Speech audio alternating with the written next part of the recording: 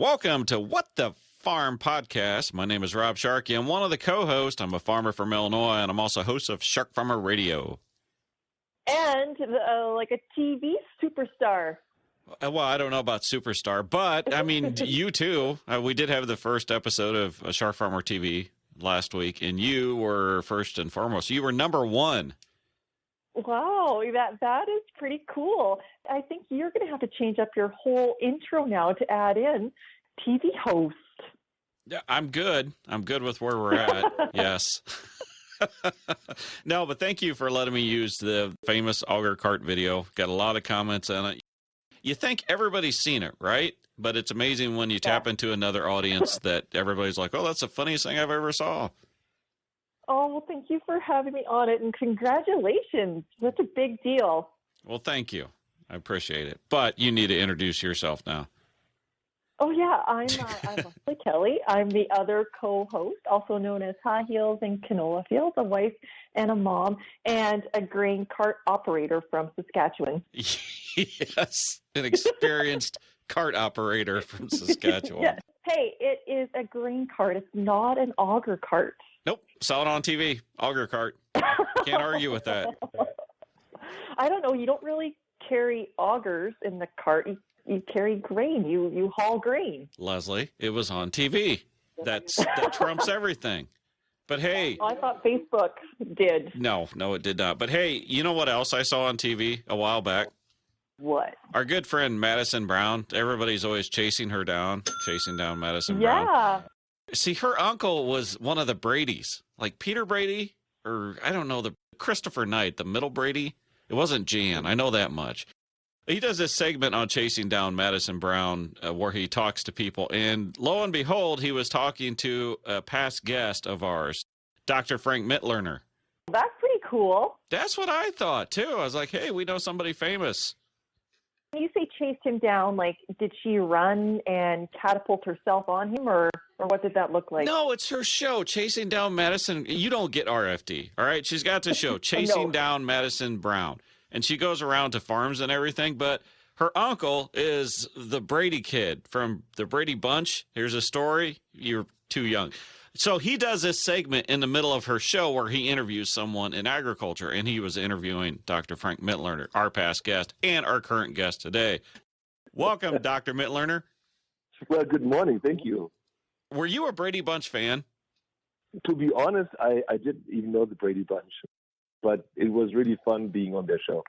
Yeah, I hope you didn't tell him. That would probably break his heart. I'm in the same boat. I think I've watched maybe a couple episodes. Okay. All right. We'll just move on from this. All right. Leslie, sometimes your youth is just annoying. Oh, hey. It's full of energy. All right, Leslie. Very good interview we had last time. What was your thoughts about bringing Dr. Mitloehner back? Well, I learned a ton about greenhouse gases, climate change, and I know a lot of the folks who listened to also did because we got so much feedback. So I wanted to bring Dr. Mitloehner back because the world has changed and we are seeing imagery of the world and how air pollution seems to be decreasing. And I know the EPA came out with another greenhouse gas inventory report. So I wanted an update from Frank on where we are at with the greenhouse gases and the whole debate. Frank, for the people that didn't listen to the other podcast, first of all, shame on them. But could you give just a quick introduction of who you are and what you do? Sure. I'm at the University of California in Davis in the Department of Animal Science, and I'm a professor and air quality specialist. So I specialize in the impact animal agriculture has on the environment, and particularly the atmospheric environment, meaning I deal with gases such as ammonia and hydrogen sulfide. I deal with greenhouse gases, but also dust particles, odors, and so on, finding out how much farms produce and how we can further reduce those emissions. So the EPA came out with a new greenhouse gas inventory report. Can you share some of the highlights that came about through that report? Yes, there were no big surprises in there. The greenhouse gases in the United States have been very stable with respect to which sector emits how much. There is no doubt that the number one source of greenhouse gases stems from the burning of fossil fuel, burning of oil, coal, and gas. There are three main industries doing that: transportation, power production and use, and the cement industry. These three sectors combined produce 80% of all greenhouse gases. That's 80%. So that includes driving from A to B, flying, power generation. It includes any activity that is involved in burning of oil, coal, and gas. So again, 80%. That's very stable. Agriculture overall produces about 10% of all greenhouse gases, to be precise, 10.5%. But what's really interesting, and most people do not get this, and most journalists never talk about it for reasons I don't understand, that in addition to being a source of 10.5%, agriculture and forestry are also a sink for greenhouse gases, meaning they can pull greenhouse gases out of the air. So while they are a source of 10.5%, agriculture and forestry is a sink of 11.8%. And that means nothing less than agriculture and forestry being sectors that actually reduce greenhouse gases.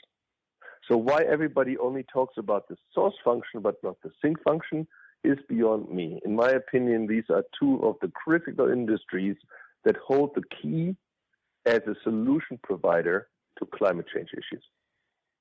Maybe one more aspect of that EPA report is that while agriculture produces about 10% of all greenhouse gases, approximately half of that 10% is animal agriculture, the other half is plant agriculture. So it's pretty even. So you say three very vital industries, transportation, power, and cement. Yes, we all know that cars produce this stuff. Why do you think that agriculture gets kind of beat up where these three industries not so much? There's a lot of money to be made in and around alternatives to, let's say, animal source foods. And the people who try to make that money pounce on particularly those sectors of agriculture that emit methane. Methane is one of the three greenhouse gases. And the industry within agriculture emitting the most methane is the cattle industry, so beef and dairy. The main process by which methane is generated is belching. So it's the burping of methane gas, the front end, so to say, of a cow. And the same people who today criticize animal agriculture, in particular cattle, for the contribution of methane, the greenhouse gas methane, and therefore global warming, are the same that in the past tried to sway people from not eating beef and consuming dairy via welfare and animal rights and so on campaigns. These didn't really work out well for them, and in my opinion, they are now just changing their tune toward greenhouse gases. That's not to say, cattle production does not emit methane. They do, and methane is a potent greenhouse gas. But in my opinion, a lot of the hype around it is exaggerated in a drastic way. I hear that, all the blame is towards methane, one of the three greenhouse gases.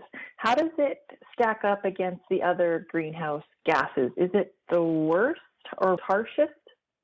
So it gets a little bit complicated, but I think it's really important to understand the nuance. So there are three greenhouse gases, three main ones. Carbon dioxide, that's CO2, then methane, that's CH4, and then a third one called nitrous oxide, N2O. So these three gases are oftentimes compared to one another with a so-called global warming potential, or GWP conversion. And what that means is this is the unit that expresses how capable or how potent these gases are in trapping the heat that comes from the sun. The so-called global warming potential says that methane is 30 times, almost 30 times more potent than CO2. And nitrous oxide is almost 300 times more potent than CO2 in trapping the heat from the sun. Therefore, our critics say that anything that emits methane, because it's 30 times more potent than CO2, should be curbed, should be reduced. What they leave out is a very important fact, namely that in addition to this difference in their potency in trapping heat from the sun, these gases also differ with respect to the lifetime they have once they're in the atmosphere. What that means is, if you, for example, drive a car and you put CO2 into the atmosphere from the tailpipe of your car, then that CO2 molecule that comes out of your tailpipe will stay in the air for 1,000 years. It's a long-lived climate pollutant. The same is true for nitrous oxide. But that's in sharp contrast to methane, which is emitted, which is produced, but which only has a lifespan of 10 years. So after 10 years, methane is destroyed. This is not a subtle little detail. This is a very important aspect because methane is generated and destroyed at almost identical rates. Yet those people making this a big topic leave out the fact that it's being destroyed by this process which has the complicated name hydroxylation. It's an oxidative step by which methane is destroyed within 1 decade. And that is really, really important because methane is not just produced like CO2 and nitrous oxide, but methane is produced and destroyed at almost identical rates. A lot of this stuff we talked about in the first podcast, and it's so important. And us in agriculture, we just like cheer it. We're just like, this is what we want everybody to know. That was before COVID hit. Now COVID hits and we see these pictures like the before and after of air quality around cities and that. You don't hear the talks about the concern that methane from cows is destroying the environment. In your opinion, what is this COVID going to change as far as the public's perception of agriculture and pollution? Well, I'm afraid very little will change. Once COVID is over, and that might take longer than many people think, those critics will jump right back onto this. We have to be aware of the following. What we see right now with respect to improvement of air quality is real. Okay, so we see that supply and demand of all different sectors is brought to a standstill. And that means there are much fewer semi-trucks driving, much fewer planes flying, and so on, and much fewer industries producing emissions. Most of these emissions that we see being reduced right now are a result of less fossil fuel being burned, less oil, coal, and gas being burned.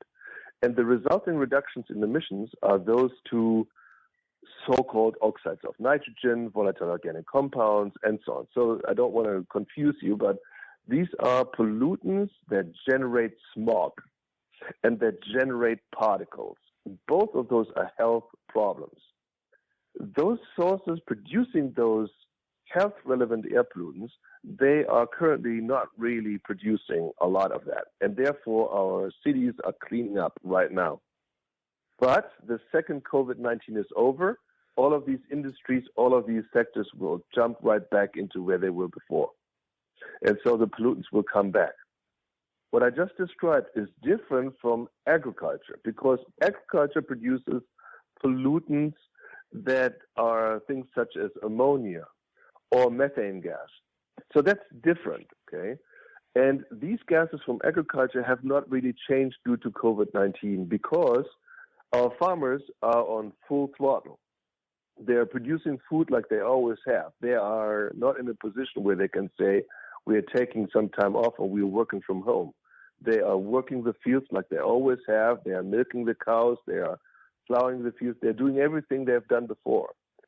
So will the perception of agriculture change due to COVID-19? I don't think from an environmental perspective it will change, but hopefully it will change because people will understand that there is a farming sector behind the stuff that they buy in the supermarkets.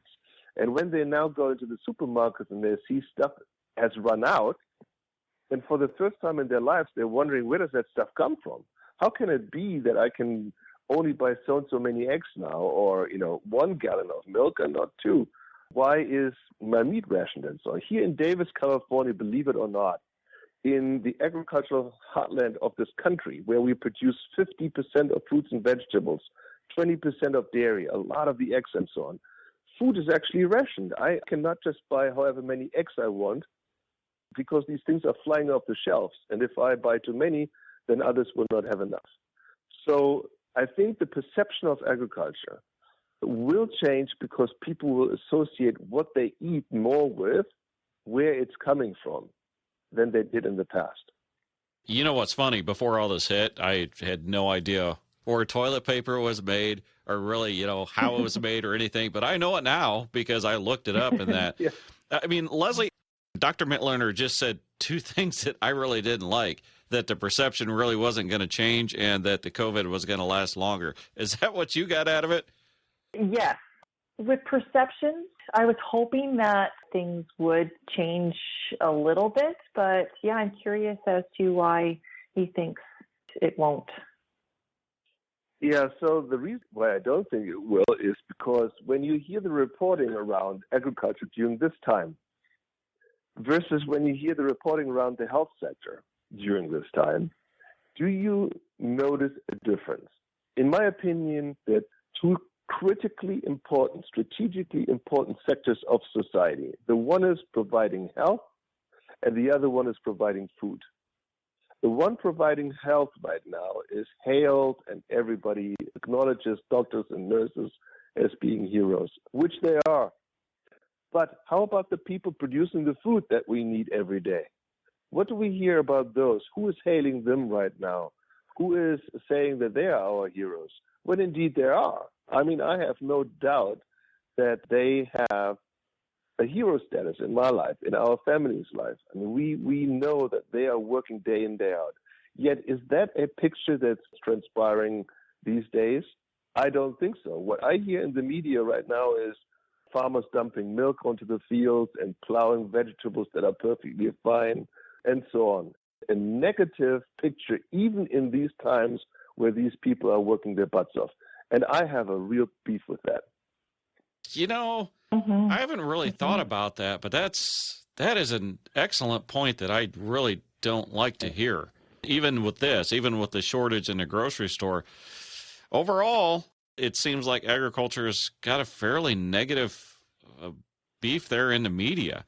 Doctor, I wonder, this is recorded on Friday, and I've had to say this on all the podcasts and interviews because stuff is changing so quickly. By Monday, everything could be different. But on Friday, we're looking at wide-scale closures of packing plants and livestock farmers not knowing what to do with their livestock. In worst-case scenarios that we never thought would happen, looks like it might happen where we're actually euthanizing perfectly good livestock because we can't do anything else with it. I know this is kind of out of your realm. I mean, you deal in livestock in that. What type of PR nightmare is this going to be for livestock? Well, I'm afraid it is a very serious problem from many perspectives. The packing plants are a real bottleneck. We have a total of 800 in this country. That might sound like a large enough number, but it's actually a small number considering how big the country is. And if they cannot open, if they cannot harvest animals, then that will send signals throughout the entire supply chain, all the way down to piglet producers and pullet producers and so on. They will put a hold on breeding because supply chains will be afraid of what happens in 3 months or so in the case of a pig, or 1 month in the case of a broiler, when these animals are mature and ought to be harvested but cannot be. So this is not a short-term issue. This is a longer-term issue, and it will take some time to resolve that. Until schools and restaurants are back in full swing, we will have issues. And I hope that the packing plants will take all precautions possible and known to man very seriously so that we can limit those shutdowns. By the way, it is not only at packing plants. It's food processors in general that have conditions where people work shoulder to shoulder in many cases. So that's not just animal agriculture, that's the entire food sector that's vulnerable to this. We are experiencing unprecedented shocks to our system. We have to respond aggressively. Will this be a PR nightmare? It very well could be.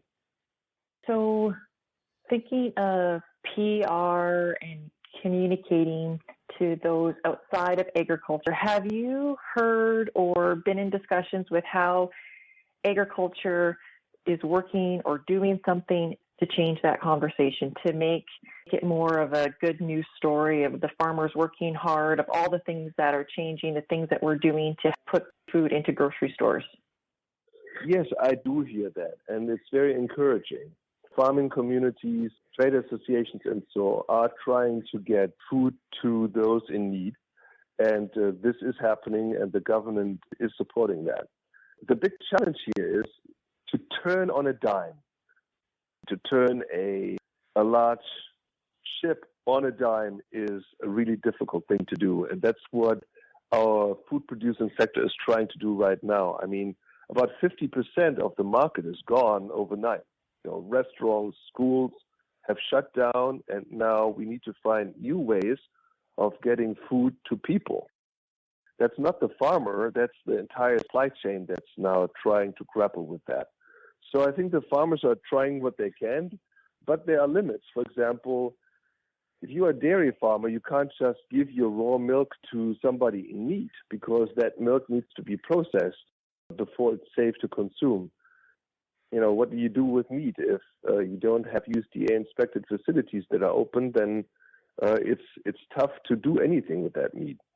I think our farmers, our farming communities are trying to do what they can, but they also, of course, have to stay financially afloat. And I'm seeing some encouraging signs from Washington going the route of supporting farmers financially in a major way in order to prevent really bad scenarios of financial meltdown in the farming community. That is such a concern because, we were going into 2020, this needing to be a good year for a lot of farmers to stay afloat. You talk to the lending community, it's just definitely not good out there.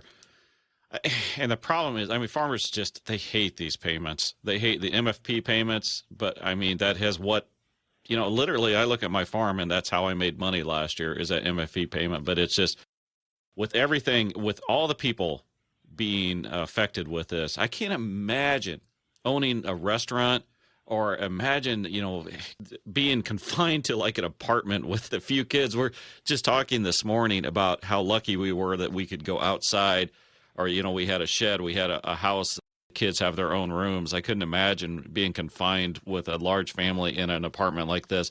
So much stress, so much stuff like that. And that's where I was kind of hoping that the concerns about cows with methane gases and that would kind of go to the wayside when people understand that there are so much bigger issues in the world, just the fact of getting beef compared to how it's raised.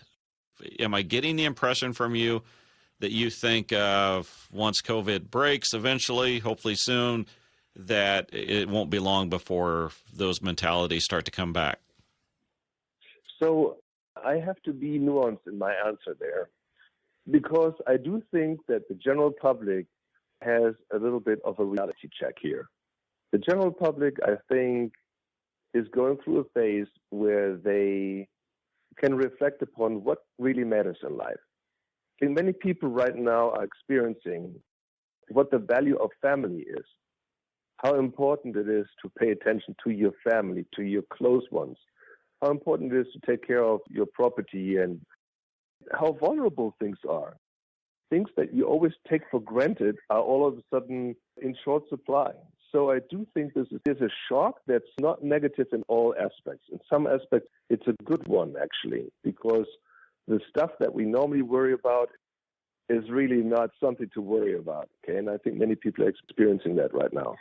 Once COVID-19 is lifted, it will take a long time for people to just go back to normal. Okay, and I don't think that the public will take things like cow belches and so on as important as they might have some time ago. But those people who make a living of that will pounce on that. They will pounce on it. In fact, I already see some activists and people I call distractors trying to make a connection between COVID-19 and modern animal agriculture, saying that the pandemic is caused by animals and other pandemics like SARS and avian influenza, blah, blah, blah, were also caused by animals, and they can jump onto humans. And so they are saying because of that, we should forego the use of animals altogether. Okay, and this has been reported in several newspapers, and I'm just dumbfounded that these people are exploiting this pandemic to fearmonger, and it is a great concern I have. Yeah. Well, in fairness, I do agree with banning eating bats of all things. Good night. Agreed. Is that big in Canada, the old bat consumption? I don't think so. I don't think if I've ever seen a real life bat. They're fine. They eat mosquitoes, but they're creepy little critters. Yeah. So I have a wonder on what ag can do, what we should do, what we could do to help change the debate about cows being evil when it comes to climate change, now that people can see the effects of the smog and the air pollution and the falling of that through COVID, and how we can change their views on climate change. So the changes in air pollution that we see has nothing to do with methane. It has nothing to do with cows. Okay, that has absolutely nothing to do with agriculture. It's a change in those activities that involve the burning of fossil fuels. So that's the one thing. So we have to be careful that we don't compare apples to oranges. But what I can tell you is this. The methane, which is oftentimes the major concern people have when it comes to global warming and agriculture, the methane produced from our livestock herds today stems from animal herds that are quite constant in size. And we have not increased livestock herds, cattle, let's say beef and dairy, but in fact, we have decreased these herds. Now, because of that, the amount of methane produced by our cows, by our cattle, and the amount of methane destroyed in the atmosphere normally equals each other out. And that is because there is this process in the atmosphere that destroys methane molecules, almost at the same rate that they are being produced. If you increase methane, and that's a bad thing because methane is a potent greenhouse gas. If you keep methane constant because you're not changing herd sizes, then that constant level of methane means that you're not adding additional methane to the atmosphere because the amount of methane added and the amount of methane destroyed equal each other out. But if you manage to decrease methane, and that's really exciting to me, if you manage to decrease methane, then you induce a process called global cooling. And guess what? That is precisely what we have been doing in the state of California over the last few years, where we have reduced methane by 25%. And that means our beef and dairy herd in the state of California have contributed to a net cooling effect. And the same is possible all throughout the country, and it will be happening. What I'm saying to you is that over time, our livestock herds will actually be a solution provider in our climate discussions. And that is a total change in narrative, and I am very optimistic that this will happen within the next 5 years. Oh, that'd be fantastic. The thing is, we need to get that story out there. Yes. In fact, what I really encourage everybody to do is to increase the amount of communication you do. People actually have a positive image of farmers. Believe it or not, we oftentimes think agriculture has a bad rep. Well, maybe overall, but the individual farmer is actually respected in his or her community. And they are also judged as a credible source of information as to where the food that they grow, where it's coming from and how it's grown and so on. The problem is that most farmers don't like to communicate. That's the problem. So while people trust them, the problem is they're not talking. And that needs to change. They need to talk. They need to talk about the passion they have to grow the food they grow and the heart blood that goes into it, and how that agricultural enterprise that they are running is the legacy for their family. Okay, this is all they have and what they care about. So to me, that is the message that doesn't get out. Our distractors are trying to paint a picture of massive companies, mega farms being run by multinational entities are what produces the food in this country. They are trying to paint a picture of agriculture not being done by farmers anymore. And that is just not the case. It is not good enough that people like Frank Mitloehner are telling that story, but people who are actually in the field need to do it too. You might not be well-versed talking to the media, and you don't have to, but you can talk to your community about what you do. If a 20-year-old asks you, is it true that there are antibiotics in my milk? Then you, the dairy farmer, should say, every tank that leaves my property is tested for antibiotics, and I can guarantee you that there's no milk leaving a dairy in this country that has antibiotics in it or that has pus in it, because they find that stuff on the internet, okay? So these 20-year-olds are asking these questions, and all too often the farmers do not really respond when indeed they should. I have an idea or a thought on how, it's definitely important for us to share our story, but in a way that is positive and isn't condescending against, those who buy the food, and, that message of, we still grow the food, you should thank us, and you are contributing to climate change and not agriculture. Yeah, there is no doubt that any activity humans perform, anything we do has an impact on the climate, has an impact on the environment overall. Okay? And that includes animal agriculture. Over the last decade, the beef industry, the dairy industry, the poultry industries, the pig industry, and so on, they all conducted assessments, studies, to quantify what their impacts are on climate and on water and on air and so on. They spent millions of dollars. These studies were published in peer-reviewed journals. It's not that the farming community didn't care about their carbon footprint, about their water footprint and so on, because they did. And, as I said, it's all part of the scientific literature now. So instead of saying, hey, you know what, we don't believe in climate change and this is all a hoax, and instead of really saying that, you should say, in my opinion, because that's the truth, we do care. We hear that climate is a societal issue of major concern. It is our concern. As a result of that, we have conducted studies with independent scientists at various universities and with the federal government to quantify the impacts we have. We now have the numbers. We know where we stand, and we have pledged to make further reductions.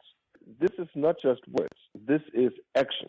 This is action that's being certified by those entities that certify those things. And so we feel good about where we are, what we contribute, and how we can further increase our performance. And that, to me, is a very positive message that people respond to in a good way. Yeah, you both made very good points. And it is so tempting to take these pictures and what we know now, proof that, it's not a cow that is making smog in Los Angeles. It's so tempting to take that and just shove it in their face and say, see, you're wrong. But it's not the time. We talked about that earlier. Things are completely different now than they ever have been, and it's not the time to be doing this. Yes, I think Dr. Mitloehner is absolutely right. Once this lifts, that the detractors are still going to be detracting, but then we can bring up these things. Then we can say, well, here was a proof because of COVID. My opinion, agriculture cannot be the one wagging their finger and saying, we are right, we're awesome, and this is in your face at this moment. There'll be a time for that, and maybe it's not now. I'll shut up on that note, Lesley. I am really excited to see how agriculture after COVID, farmers celebrates the industry and then celebrates consumers. Yeah, agreed. If I were in the farming sector right now, I would lobby really hard for the industry telling the story of farming right now. I would show images, I would show videos of people growing the food right now. Because right now is the time when you have everybody's attention captured. Because now people think about food. Because they go to the supermarket and they see shortages. Right now is the time when it has to be made very clear that these farmers, just like the healthcare professionals, are working their tails off to keep the lights on in this country. Now, I'm not exaggerating. I mean, keeping the lights on in this country. How many sectors are there right now that are fully functioning and working hard? Farming is certainly part of that. Why is that not out on the waves day in, day out, so that people see who is having their backs? To me, that is very important. The health sector is doing it. The food sector is not doing it enough. It's because we don't like talking about ourselves. Yes, I love that you're saying that because we need to hear it, but it is uncomfortable, and no other excuse. We just need to get out of that comfort zone and do it.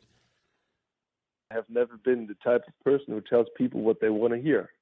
I tell people what I think is right from my perspective. And I think that you have a lot to be proud of. But if you don't say it, people will not hear it. It's that simple. We live in a society where people toot their horn for doing nothing. The farming community is working their tails off, but they're awfully quiet about it. These times are really over and gone with, and people need to pipe up and toot their horn, not using PR per se, but just telling the story. Look, I'm on social media, and I started that about 1.5 years ago. And I'm a professor at UC Davis. I'm not like some celebrity or so, but I have about 3 million impressions on Twitter every month now. People want to know things about food and the environment.